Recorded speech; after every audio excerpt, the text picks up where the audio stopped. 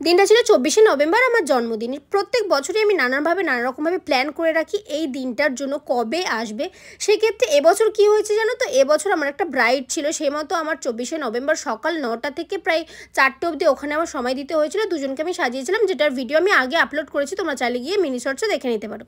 তো আমি ওখান থেকে আমার কাজ কমপ্লিট করে নিয়েছিলাম 2:30টে নাগাদ, কিন্তু কাকু কাকিমা এতটাই জোর করছিল আমাকে খেয়ে আসার জন্য যে ওদের মুখের উপরে আমি না করতে পারিনি। তাই আমি খেতে খেতে সময় লেগে গেছিলো প্রায় 3টে, 3:30টের সময় বাড়িতে পৌঁছালাম। স্নান টান করে রেডি হতে আমার প্রায় 5টা মতো সময় লেগে গেছিলো।